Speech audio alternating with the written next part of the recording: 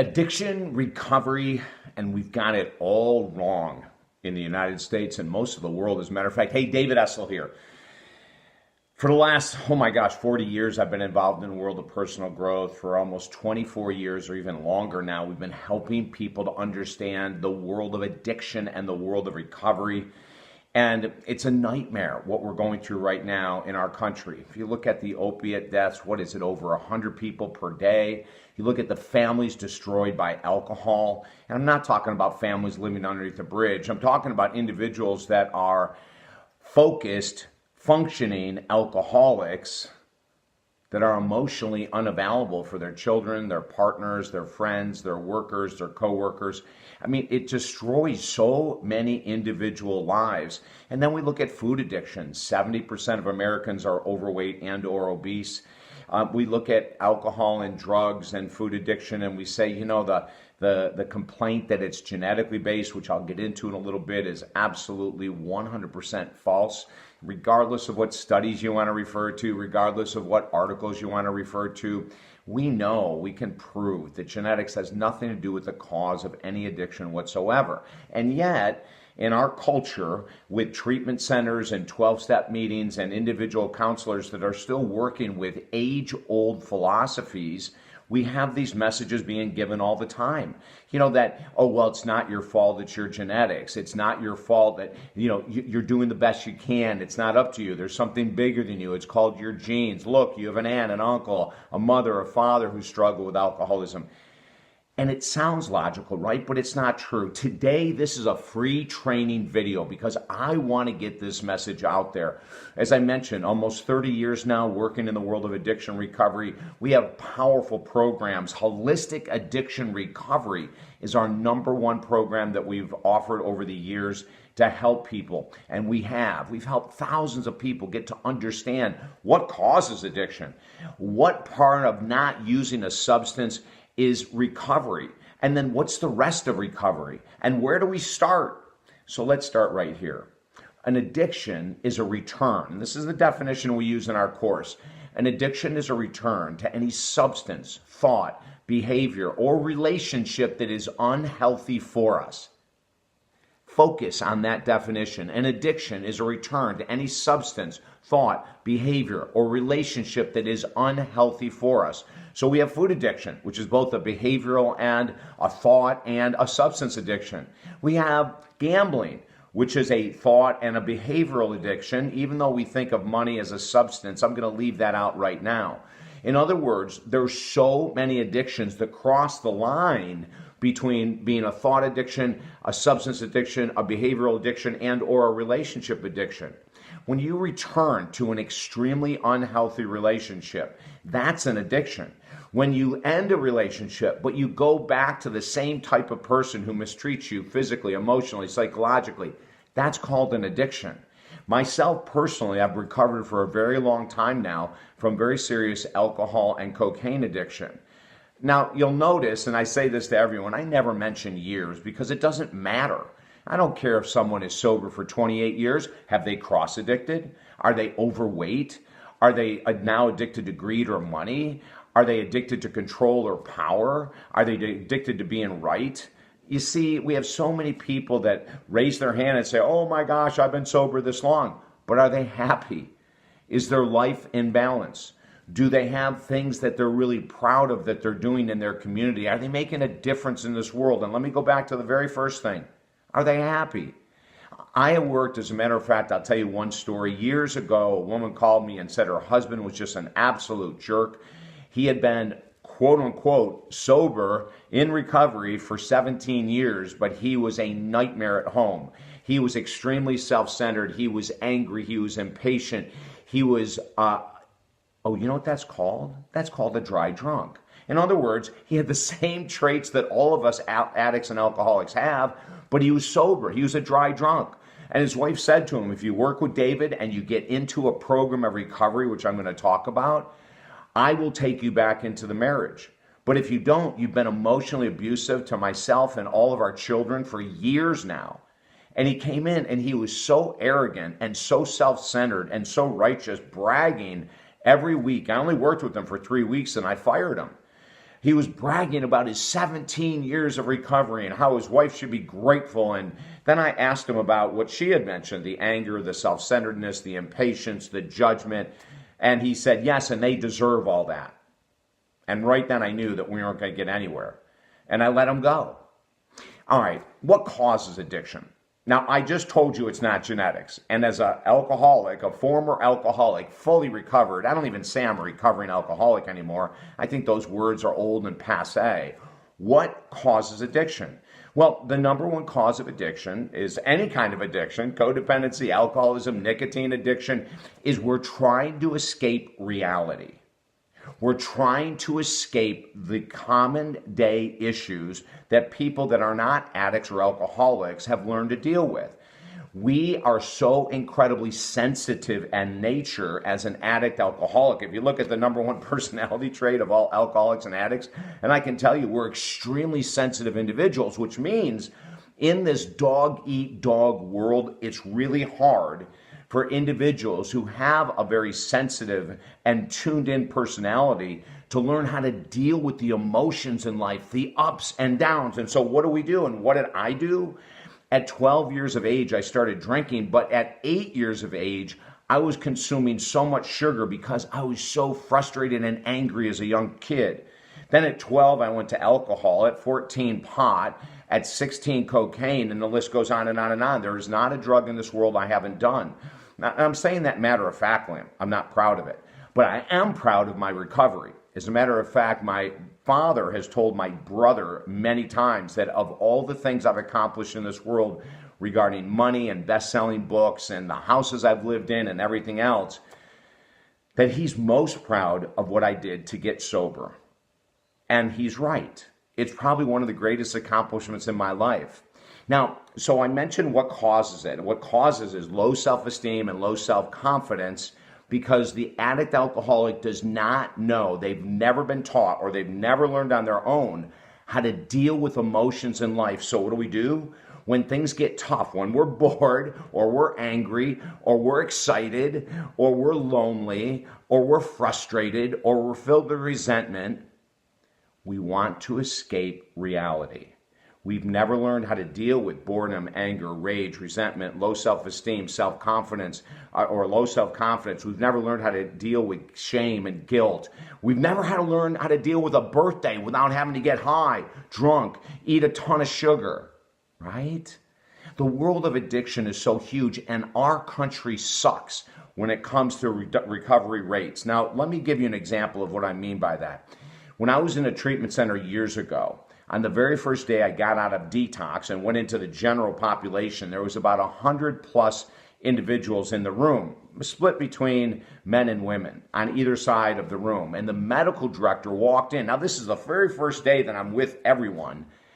And she says, everyone stand up, and everyone stand up. And she said, how many people do you think standing up right now will be sober in a year?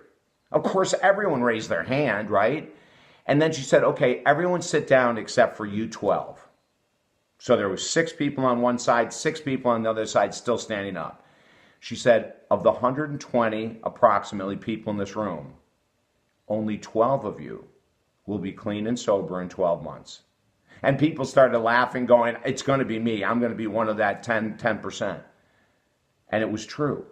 By the time I left the center, after my 30 days there, within the next 6 months, every man that was in that place with me who contacted me, which was a ton, had already gone out. Why is that? Now, and it doesn't matter how much you spend at these treatment centers. And she even said that. She said, I know a lot of you here have spent a lot of money to be here, but it doesn't matter. And then what about 12-step programs? I wish I had great news. I don't. 12-step programs, go and Google this if you don't believe me, have a success rate at the highest of 10%. What does that mean? That means that their failure rate is 90%. So, and I was in 12-step. When I got out of the treatment center, I went to 120 straight meetings, 12-step meetings, AA meetings, Alcoholic Anonymous meetings. And at the end of that 120 days, I had heard so much nonsense on a regular basis. I got the benefit of going to the meetings. The number one benefit of going to any kind of 12-step meeting, whether we're talking about Codependence Anonymous, Al-Anon, AA, Narcotics Anonymous, Food Addicts Anonymous, Nicotine Anonymous, it does Sex and Love Anonymous, it doesn't matter. Their highest rate is about 10%. Now that's terrible. And if you're watching this right now and you fully recovered and you're in a great mood and you're not a jerk and you say it was all because of your 12-step meetings, I'm going to say, great, awesome, you're one of the 10%. What about the 90%? What about them? How come they're not getting clean when they're going to, I don't care if it's 1 or 7 meetings or 15 meetings a week?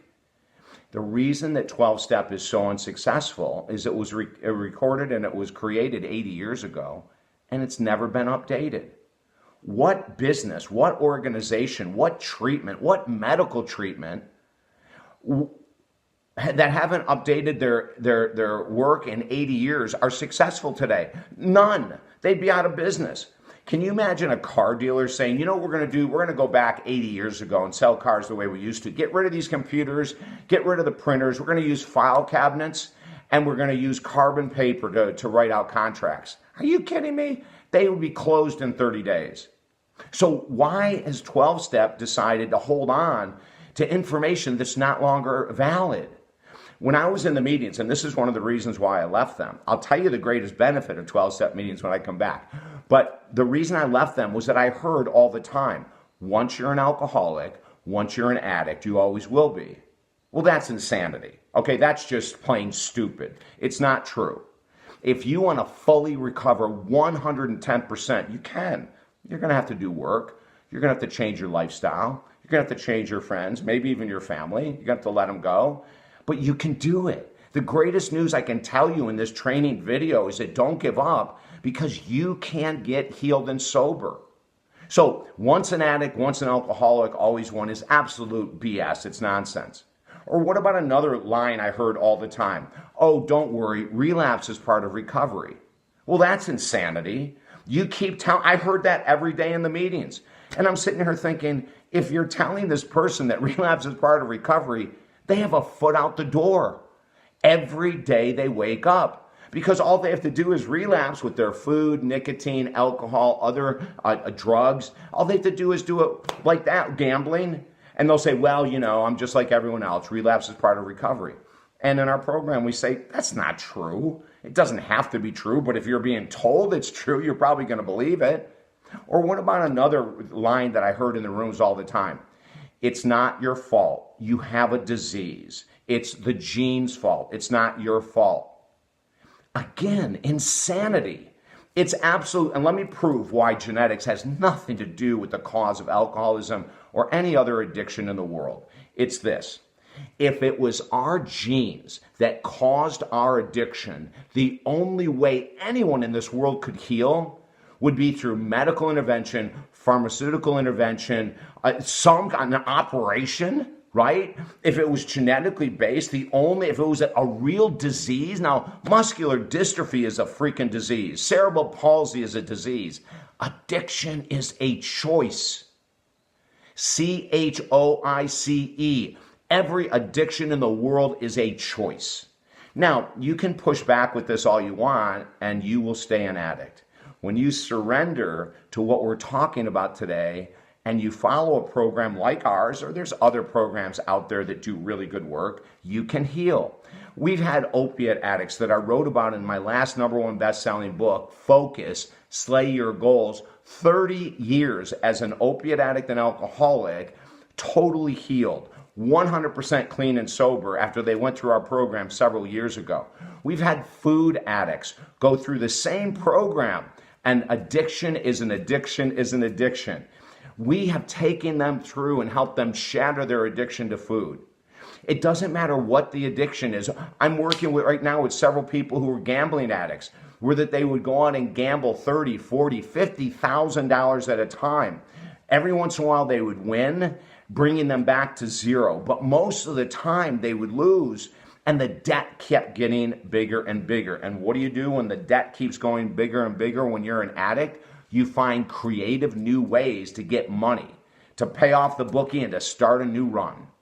Well, we've helped these people totally shatter their addictions. There isn't an addiction in the world. Nicotine, alcohol, food, drugs, television addiction, political addiction, the addiction of being right. There isn't an addiction in the world that we haven't helped people to heal from. So we've got to release this old, ridiculous 80-year-old teachings. If you want to heal, you got to come up to date, okay? And that's what we offer. We offer a program that will help you see, number one, how did it start? Where did it start? What were my role models growing up? Am I just emulating mom, dad, sister, brother, aunts, uncles?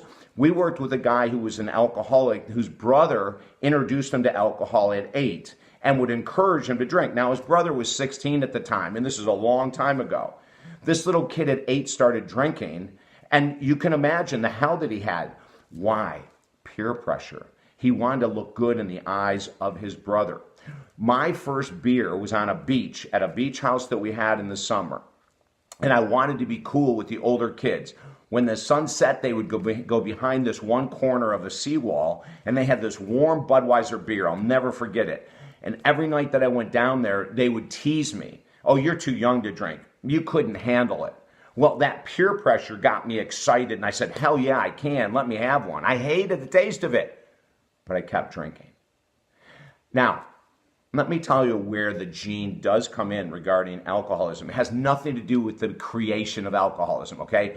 And like I said before, if it was the genetic thing, it was the gene or the genome that created addiction, you would have to have an operation, pharmaceutical intervention, or medical intervention to heal yourself. Well, hell, millions of people get sober every year without any medical intervention at all. It's called surrendering to a program that is not yours 110%. In the world of addiction recovery, we've got to remember we have peer pressure, we have low self-confidence, low self-esteem. We've never been taught how to deal with the ups and the downs in life. We've never been taught how to deal with boredom. I was working with an alcoholic the other day, and I asked him when he drank the most, and he said, when I'm bored. And I go, when is that? He said, 7 evenings a week. You see? So what we're doing with any addiction, nicotine, sugar, alcohol, drugs, is that we're numbing the emotions in the brain so we don't feel shame and guilt, anger, rage. We don't feel low self-confidence, low self-esteem. We don't feel resentments. We don't feel boredom. When you're in the addictive process, the addiction, the substance in this case, will go directly to the pleasure center of the brain, numbing, nullifying those emotions you don't want to feel. And it works short term. But when you wake up the next day, guess what you have to do? You have to go through the same rigmarole with your substances or your activities in order to avoid those same emotions that you're not dealing with. Now, in our program, and this blows people's minds, we offer a 100% money-back guarantee. If you do the work that we ask you to, we guarantee you're going to get clean and sober. I don't care what the addiction is, and I don't care how long you've held the addiction. Prior to myself doing the work to get sober from alcohol and cocaine, and then I had to do the work again to get sober from my codependency in relationships, which was another huge addiction I had to commit 365 days to doing the work. And the reason for that is that when you create, and we'll teach you this in our program. As a matter of fact, we have a program, Holistic Addiction Recovery. And go to our website, talkdavid.com, and you can read all about it. We have a huge manual we'll take you through. The manual will show you how it started, where it started, why it started. We will go through that together, okay? And I promise you, if you do the work, there's no other chance that you have other than to get sober, which is so exciting. You can read just a few of the reviews on our website, talkdavid.com. Underneath the heading, Holistic Addiction Recovery, you'll see all the courses. We offer over 16 courses, and one of them is Holistic Addiction Recovery. Click on it. You'll be able to read what we do and how our approach is different. You'll read stories and endorsements from people that we've helped to get sober and clean. There's millions of them, so we only have a few on that page. But when you're doing a program that's up to date, let me tell you what we do. Number one of the most important keys is brain chemistry supplementation. So when you're trying to remove, or you have removed a substance like alcohol, sugar, or fat, or salt, or drugs, or nicotine, the body still craves that feeling, right? It craves the numbing of the brain, or it craves the excitement of the cocaine. And what we do is that we have found that there's a myriad of amino acids. Now, you're not going to find this in a 12-step program. You're not even going to find this in most treatment centers. As a matter of fact, because I still speak to medical directors at treatment centers on a regular basis, there's no one that I've spoken to in the last 6 months even that is doing the intense amino acid therapy that we're doing. DLPA to boost mood, tyrosine to increase focus and energy, glutamine to decrease cravings for sugar and alcohol, 5-HTP to help calm the brain, increase serotonin levels. You see, when you know what you're doing, there's this plethora of substances out there, amino acid supplements that can help us go over that hump and get to the next level. Then we talk about exercise and the benefits of how much, what's the best type to change brain chemistry. What about food? We will show you the types of food to eat, how frequently to eat, so your blood sugar levels stay normalized, because we know this, when your blood sugar levels drop way before you feel the hunger in your stomach, we become irritable, we can become angry, we can become tired, we can become lazy, we can procrastinate, all because blood sugar levels have dropped. So when you're using the right type of food and you're eating at the right space in between, your blood sugar levels stay normalized, so the cravings will be diminished dramatically. We use aromatherapy as a way to relax the brain or excite the brain. We teach you relaxation and meditation techniques in order to calm the 10,000 monkeys in the brain so that you can logically take a step forward into recovery. Does all this make sense? Then we go into deep emotional work of how to heal, how to deal with anger and rage and shame and guilt and boredom and excitement and low self-esteem and low self-confidence. We take you through all this really heavy-duty emotional work to get you grounded, powerful, and strong. I'm going to mention this again. I don't care how long you've been an addict or an alcoholic. You're not one for life. You're not one for life. That is bogus terms. A lot of those phrases that you hear in those rooms are wrong. What about the phrase, if you keep coming back, you'll stay clean? If you don't keep coming back, you're going out. I heard that a million times. You know what that's called? It's called codependency. Just imagine this. Imagine if you're working with me one-on-one and I say to you, you know, Sally or Mark, you're going to stay clean as long as you keep working with me every week. What? I want to teach you the correct tools so you don't need me. I want to give you the correct tools so that you go home and for 7 days a week, 365 days for the rest of your life, you follow the program we teach. You don't need me for the rest of your life. And those programs that tell you if you don't come back, you're going to go out, that's codependency. It's horrendous. You shouldn't be taught those lessons. All of those statements I just gave you, we should not be using those statements in recovery. Do you see how far behind we are? Our country is one of the worst in the world in regards to addiction recovery because we're using propaganda, I'm going to call it, from 80 years ago that's no longer valid. Was it valid 80 years ago? Sure. That's all we knew. But we understand so much more now about the conscious mind, the subconscious mind, which I will teach you in the depths of my heart, the difference so you can be successful. We will use meditation and relaxation. If you want to get into prayer, heck, we'll take you down a spiritual path. Journaling on a daily basis to remove those emotions and deal with them instead of trying to run away and escape from them. I want you to be successful. Remember, we've got this massive manual. I'll take you through. It comes with a book, a #1 best-selling book. It comes with a meditation relaxation audio program. It comes with videos 5 days a week to keep you inspired, rocking and rolling forward. I want to help you. Join us. Go to talkdavid.com right now. Holistic Addiction Recovery. Sign up for it, okay?